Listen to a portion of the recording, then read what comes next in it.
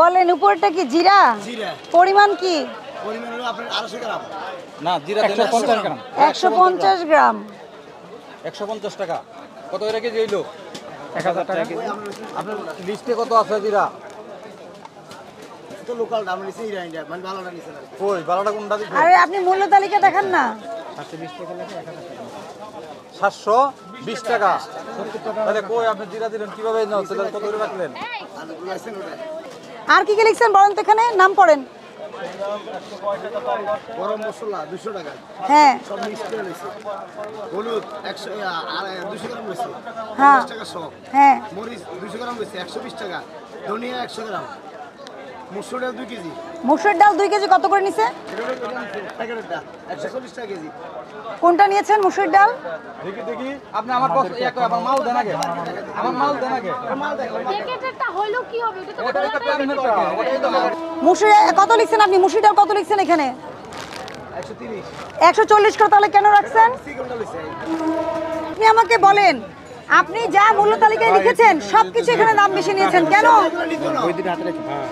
আপনি তাহলে ওই 130 কেন লিখছেন? কার জন্য লিখছেন? এগুলো হেড 50 আর 12 টাকা লাগবে। তাহলে দুইটা লিখেন। লিখছেন আপনি? না না, অতি চালাকি করবেন না আপনি। 720 টাকা আপনি জিরা লিখার পরে 1000 টাকা করে জিরা আপনি কি বুঝে রাখছেন? এটা দেন আমাকে, আপনি দেন। আর কি নিয়েছে? এই মুসুর ডালের পর আর কি নিয়েছে? তেল 3 কেজি। তেল 3 কেজি মানে কি? 3 লিটার বোতল? কত নিছেন? 65 করে। হ্যাঁ, আমরা শুরু করছি কারণ গায়ে কত লিখা?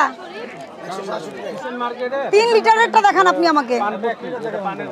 1 লিটার আর 3 লিটারে তো 1 লিখা থাকে না। দুইটা যোগ করেন কত হয়? 330 165 495। কত নিয়েছেন? 495। আমার কাছে দেন। যা লিখা লিখছেন যাতে কেউ না বুঝে নাকি? উনি হচ্ছে যেগুলো মূল্য লেখা আছে সেগুলো সঠিক নিয়েছে, কিন্তু মূল্য তালিকার সাথে সঠিক নেননি আপনি। এইখানে কি তারপরে তেলের পরে কি যেই লেখা আপনার? 110। হ্যাঁ তারপরে তারপর জায়ফল নিচে 60 40 টাকা। জায়ফল 4টা 40 টাকা। আর তারপরে আর কিছু নাই। এখন আপনি আমাকে মুসুরির ডালটা বুঝাই দেন যে মুসুরির ডাল আর জিরা কেন আপনি 720 টাকা লিখে 1000 টাকা নিছেন, এটা বুঝাই দেন আপনি আমাকে। এই ফাইল লিখো, প্রসিকিউশন লিখো। আপনাকে কতদিন বলা হয় আপনাদের সাথে ভালো ব্যবহারের উদ্দেশ্যটা কি? আপনি আমার দিকে তাকান। আপনি মূল্য তালিকায় কি লিখছেন এটা তো আপনি লিখছেন না, আপনার জানার কথা। তাহলে কেন জিরার দামে এত পার্থক্য হলো? জিরার দামে এত পার্থক্য কেন হলো? আর মুসুরির ডালে পার্থক্য কেন হলো? এটা কি অপরাধ না? অপরাধ না স্বীকার করেন? আর হবে এই ভুল? 10,000 টাকা জরিমানা আরোপ করা হলো নির্ধারিত মূল্যের চাইতে অতিরিক্ত মূল্যে পণ্য বিক্রি করায়। মূল্যটা কে নির্ধারণ করেছে? আপনি। এবং যেটা নির্ধারণ করেছেন তার চেয়ে আবার বেশি নিয়েছেন। সেজন্য আপনাকে ভোক্তা অধিকার সংরক্ষণ আইন 2009-40 ধারা অনুযায়ী 10,000 টাকা জরিমানা আরোপ করা হলো। ভবিষ্যতে যেন সতর্ক হন, 50,000 টাকা জরিমানার বিধান রয়েছে। একদম সাবধান হয়ে যান। আপনি জানেন না যে এই ক্ষেত্রে জিরো টলারেন্স, জানেন কি না? তাহলে কেন এগুলো করছেন? কবে শিখবেন? কবে শিখবেন? এটা রাখেন, টাঙায় রাখেন এখানে। ওইটা না পড়তে পারলেও আইনটা পড়েন, টাঙায় রাখেন এখানে।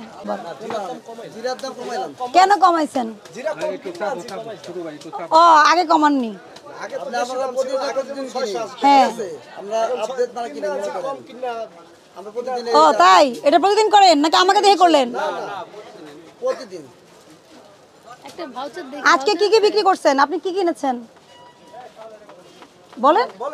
চাল, পোলাও চাল নিতেছি, ডাল পোলার চাল কত টাকা কেজি কিনছেন? বলেন 160 করে প্যাকেট। মানে প্যাকেট যেটা? হ্যাঁ 84। 40 প্যাকেট। আর খোলা কি নিছেন? আমি একটু দামটা যাচাই করব।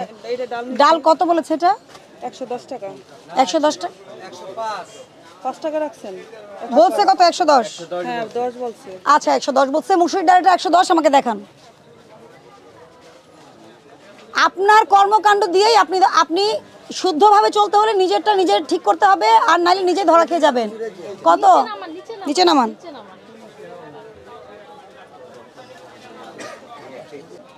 আচ্ছা 110 টাকা লিখে আছে। আর কি কিনছেন? আর কিছু না। আর এই যে ডাল নিছি। কোন ডাল? বুটের ডাল। বুটের ডাল কত রেখেছেন? 75 টাকা। 75 টাকা বলে নাই। কত লিখছেন? কত লিখেছেন?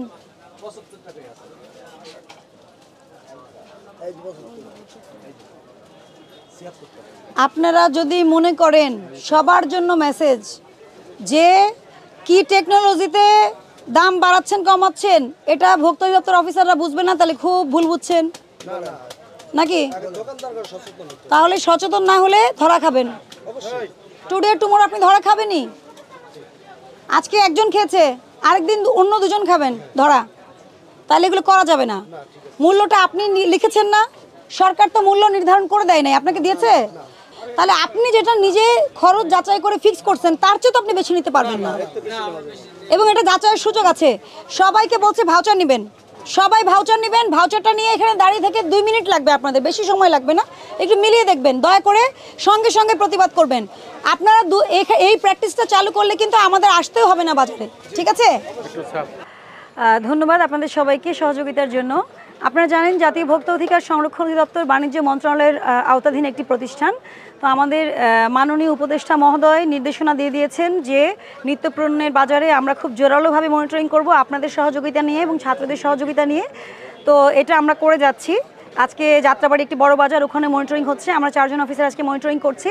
তো যেটা আপনারা দেখতে পেলেন, আসলে কারণ বাজার আজকে মূল সমস্যাটা হচ্ছে এখানে বিদ্যুৎ নেই, এই জন্য ভেতরটুকু আমরা অত ভালোভাবে দেখতে পারিনি। বাট বাইরে যে বড় বড় দোকানগুলো আছে আমরা কিন্তু মনিটরিং করছি। এবং আপনি দেখেছেন যে আমরা কিন্তু যে ব্যত্যয়টা পেয়েছি, আমরা মুদি দোকানে 10,000 টাকা জরিমানা করেছি, যেটা তার জন্য কিন্তু অনেক বড় জরিমানা।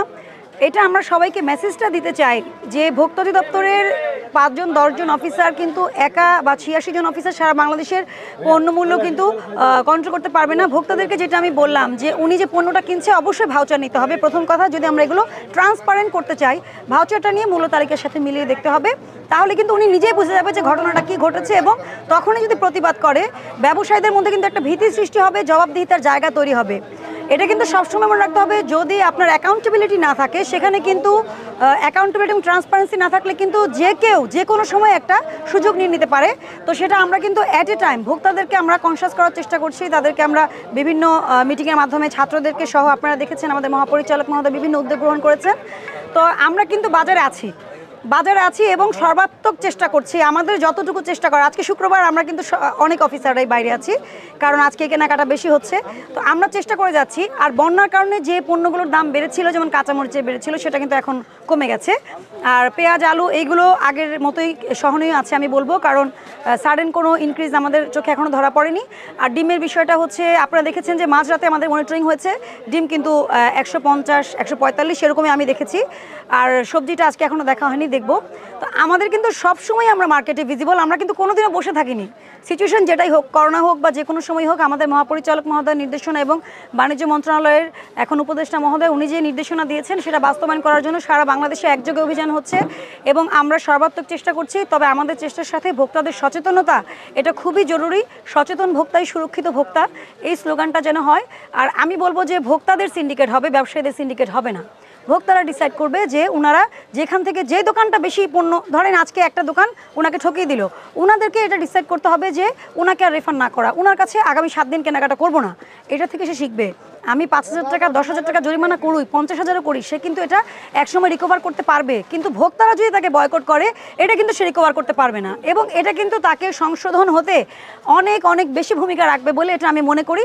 সেই জন্য আমি পার্সোনালি সকল ভোক্তাদের সাথে যখন আমরা আলাপ করি, আমরা কিন্তু এই মেসেজটাও দিয়ে যাই যে আপনারা কিন্তু নিজের সচেতনে নিজের অধিকার, আমরা কিন্তু নিজের অধিকারটা বুঝে নিতে হবে। তারপরেও ক্ষুণ্ণ হলে তো অবশ্যই আমরা আছি, মার্কেটে ভিজিবল আছি, অফিসেও আমরা হিয়ারিং করছি, আমাদের কাজ চলমান আছে। আপনাদের সবার সহযোগিতায় আমরা কাজ করতে পারছি, এটা সত্যিকারে আমরা অনেক কৃতজ্ঞ আপনাদের প্রতি, আর ছাত্রদের প্রতিও অবশ্যই যে তারা আমাদেরকে সহযোগিতা করছে।